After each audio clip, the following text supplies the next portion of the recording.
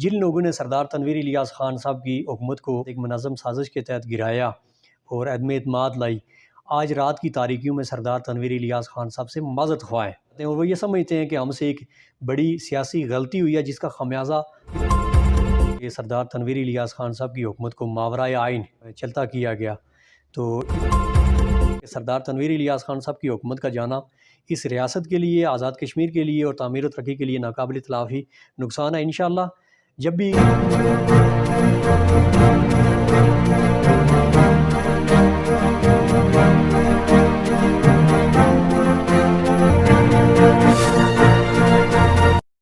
اللہ الرحمن الرحیم۔ ناظرین، آپ دیکھ رہے ہیں INN نیوز اور پروگرام سچ یہ ہے، میں آپ کا میزبان سردار اویس آپ کے سامنے حاضر ہے۔ ناظرین، آج کے ہمارے پروگرام میں ہمارے ساتھ جو مہمان شخصیت ساتھ دیں گی، ان کا تعارف میں آپ سے کرواتا چلوں۔ باغ کی معروف سیاسی اور سماجی شخصیت سید ارشد گدیز صاحب ہمارے ساتھ موجود ہیں۔ ارشد گدیز صاحب، ہم آپ کو خوش آمدید کہتے ہیں اپنے پروگرام میں۔ ناظرین، ان کا میں آپ سے مختصر تعارف کرواتا چلوں۔ نہ صرف یہ باغ کی معروف سیاسی اور سماجی شخصیت ہیں، بلکہ یہ فوکل پرسن سوشل میڈیا اور ڈیجیٹل میڈیا، سابق وزیر اعظم آزاد کشمیر اور صدر استحکام پاکستان پارٹی سردار تنویر الیاس خان صاحب کے ہمراہ اس وقت یہ اپنی خدمات سر انجام دے رہے ہیں۔ ارشد گدیز صاحب،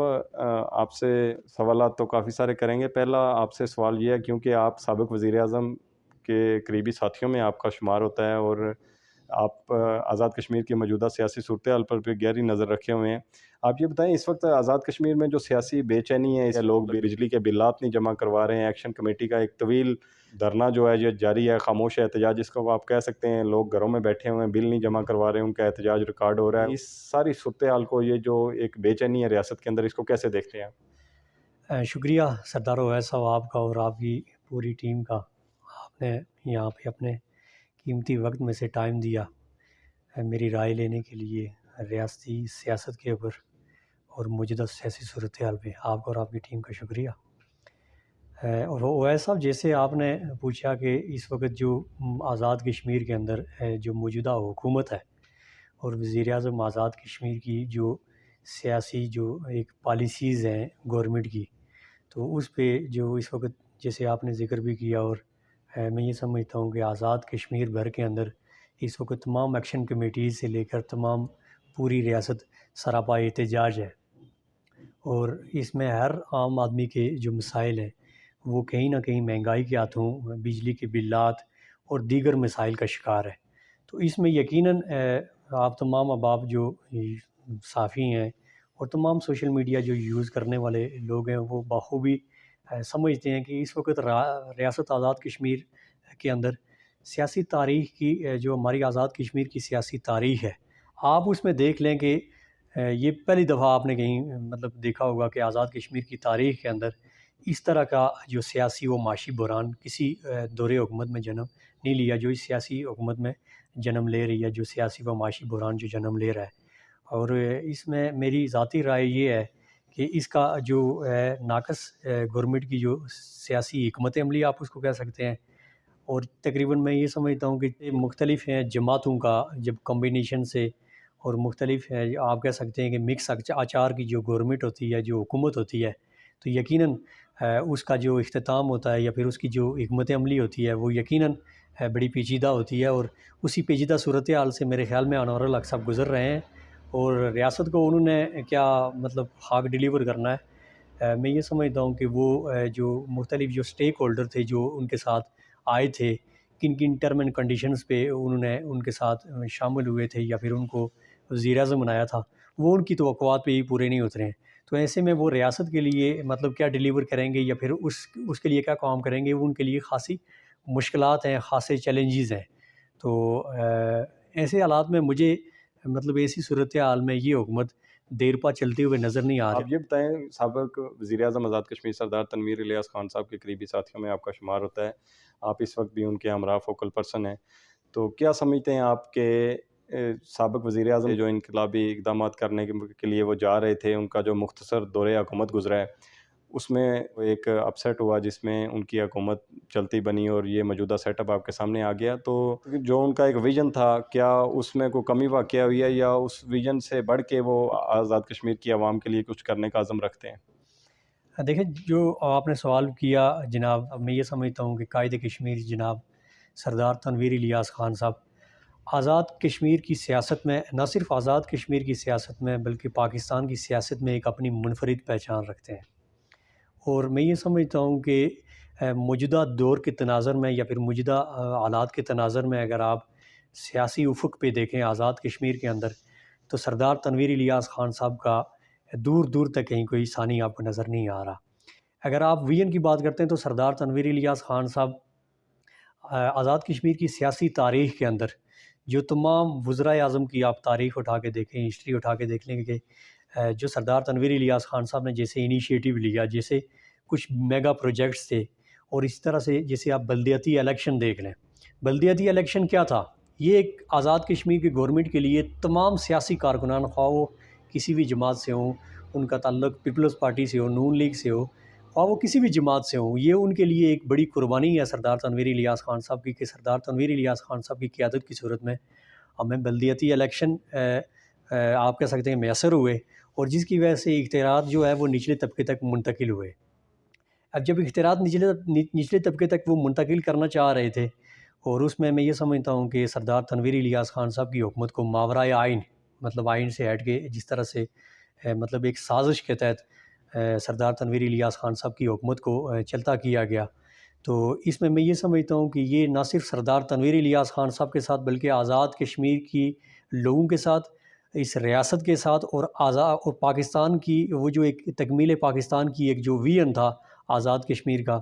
جو ایک ڈیولپمنٹ تھی، اس کے ساتھ جو ہے نا ایک ناانصافی کی گئی ہے جو ناقابل تلافی نقصان ہے۔ سردار تنویر الیاس خان صاحب کا جو آپ نے پوچھا کہ موجودہ یا پھر سیاسی کیا روڈ میپ ہوگا، ان کا کیا مطلب لائے عمل ہو سکتا ہے مستقبل پولیٹکس کے لیے، یا ان کا کیا ویژن کی آپ نے بات کی، تو اس میں سردار تنویر الیاس خان صاحب کے ہمراہ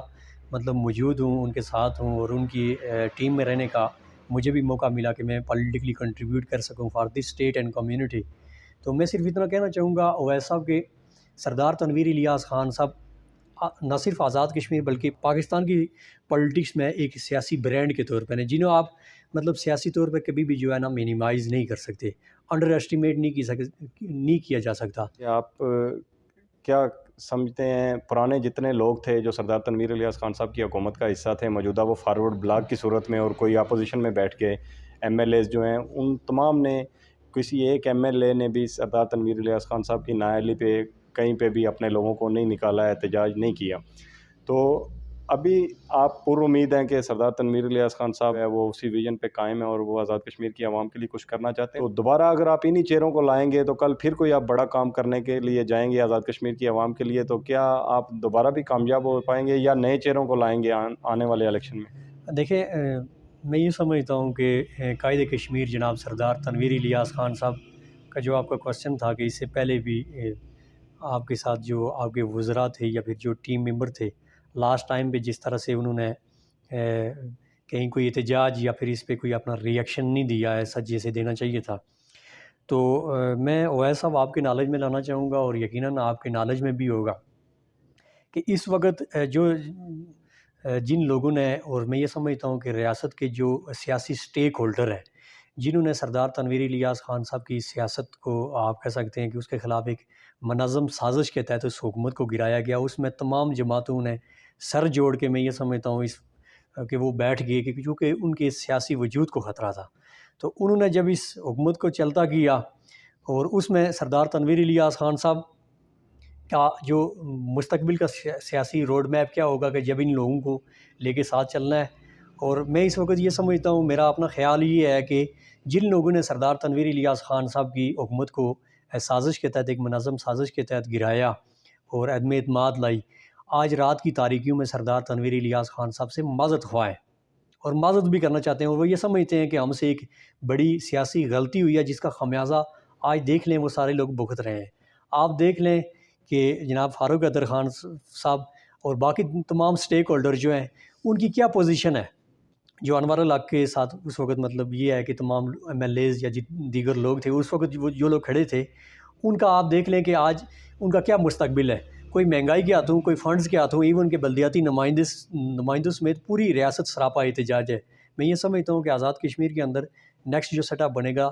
تو کسی حد تک تمام ایم ایل ایز کو اور ریاستی جو سٹیک ہولڈرز تھے ان کو بھی اندازہ ہو گیا کہ سردار تنویر الیاس خان صاحب کی حکومت کا جانا